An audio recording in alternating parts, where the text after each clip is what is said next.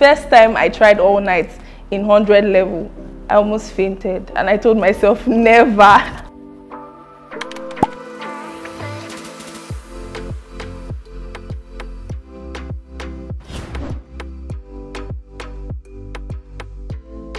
Yes, kind of. Actually, I did plan to get a first class. When you get into Covenant University, your first 1 week is for orientation, and they just take you around, take you through all the departments and stuff like that. So we got to the departmental orientation, and they said something very interesting. I was like, they said in this department, boys usually don't graduate to first class, and I'm like, okay, that's interesting. And I'm like, okay.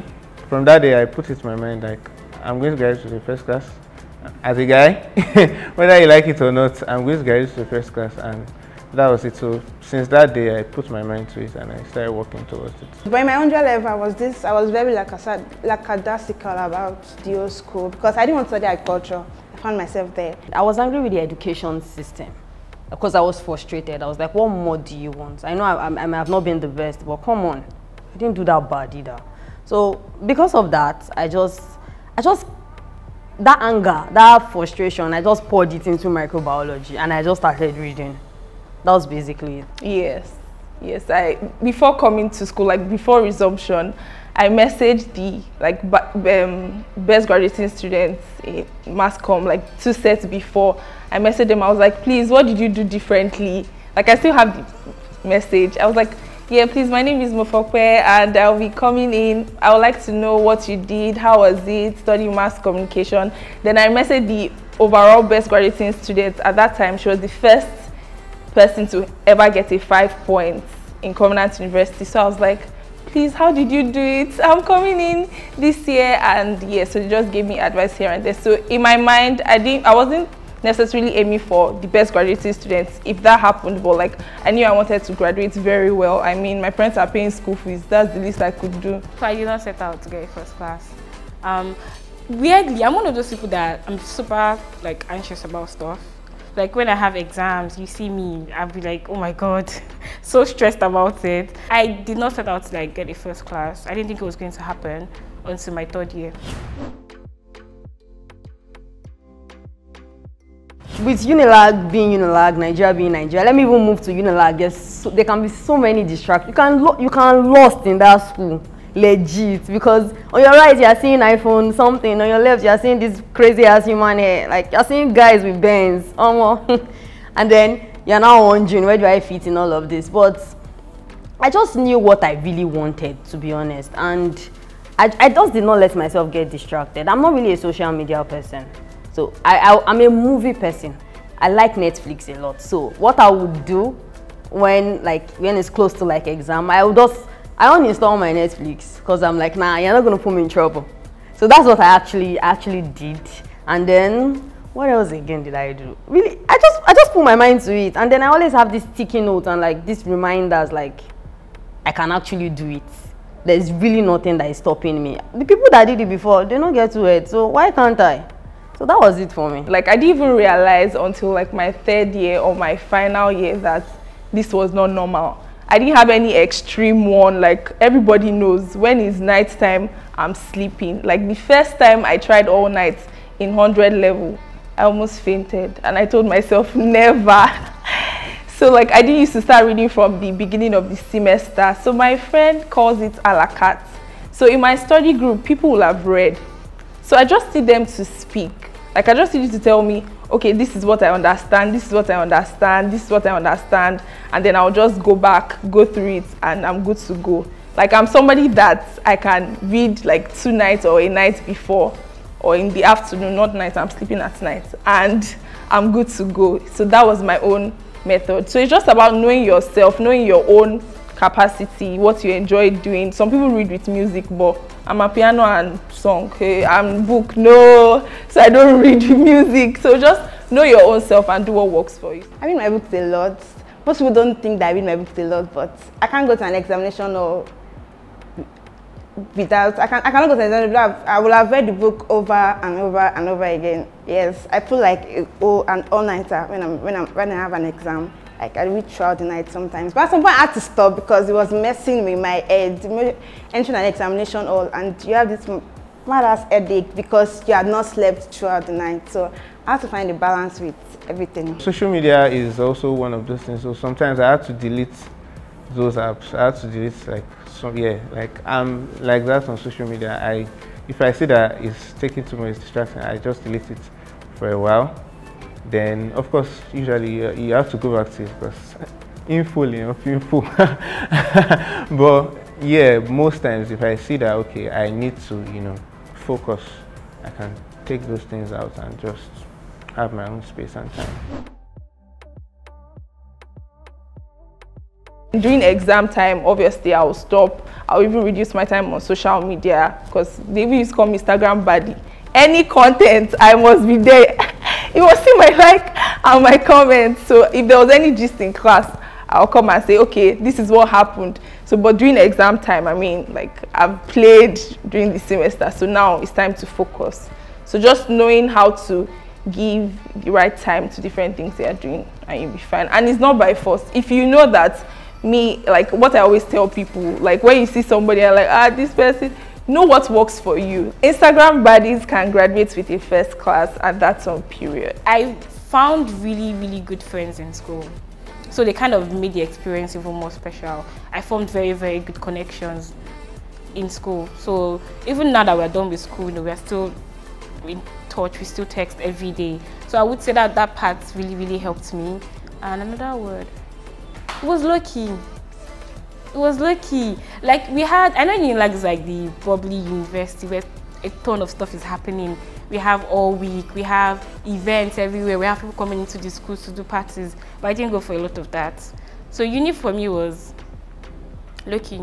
I went from hostel to classes, and occasionally the library. It wasn't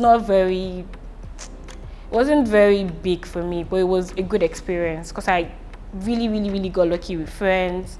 I had my own life, I had work.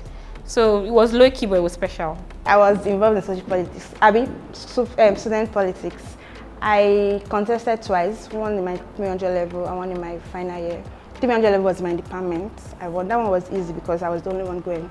My 500 level, I had an opponent. I won. I became the public relations officer for my faculty. So that was that aside. I was also like because we have this public speaking thing, we are so big on public speaking in UI, so we have like this very big event, Jowo. So I was like the president for my faculty of that Nigerian Debating Society, then the vice president for my all in that regard. Then in church too, I was heading the media team sort of. Then what else?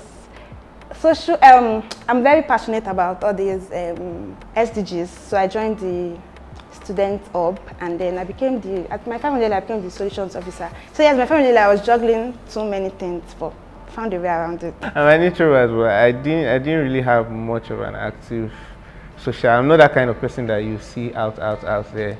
I mean, I was a bit popular. A lot of people knew me, but then that was not because I was trying to be. Like there's some people that like they're just like out there, like by themselves, willing. My own was not like really willing. Like I said, I was in the choir, so I have to climb the altar, I have to sing, so people will know me from there. But I'm not that kind of person that will willingly go out there. Like I'm not. Like, I like peace and quiet. Not for now, because even where I work right now, like I didn't mention it on my CV that I graduated with the first class.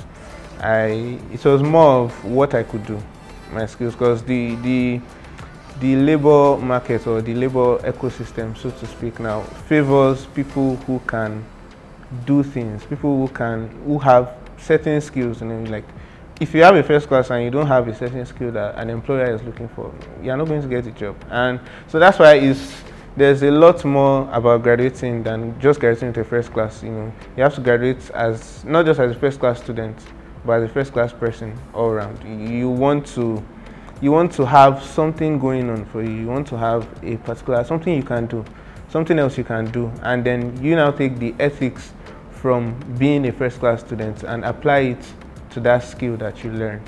And that's when being a first class person really comes in. I think coming out with a first class is definitely going to help me, because I know we live in in Nigeria today, it really doesn't matter.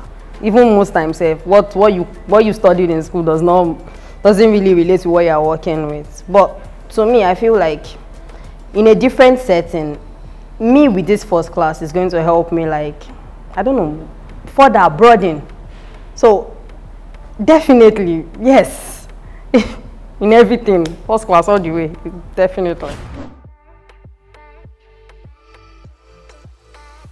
Maybe I would have started off early, maybe in my 100 level. I would have worked like so I would not have to work so hard for the remaining years, and then joined more organizations, because I realized that I could have done it. If I was juggling a lot of things, I would have survived. And it was just 5 years, so. Sincerely, I won't. Like, I had a nice time. Like, the way I used to play, you will not know that was, like, when people found out my CGPA, they were like, it's a lie.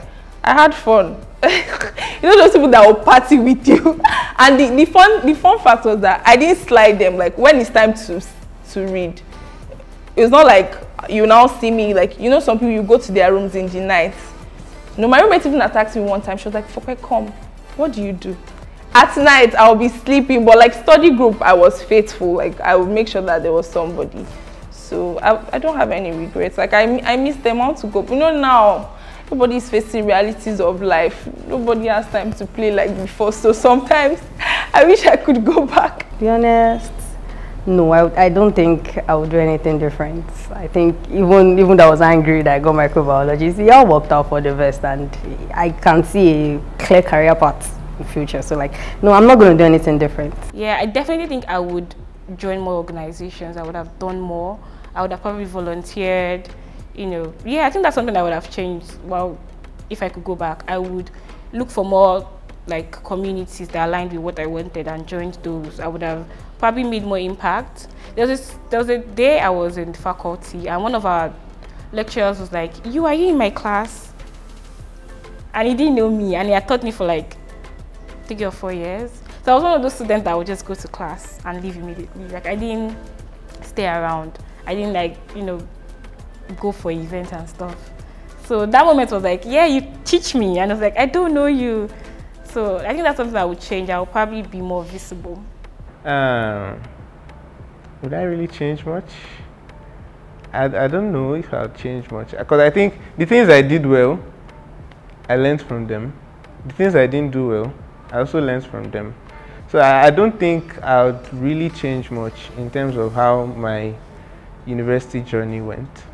I don't think I'll change much. I think everything that happened played a way into, like, they just played a part into forming me into who I am, and the lessons, the things I know today. So the mistakes, they shaped me. The good thing, they shaped me. So I wouldn't change much.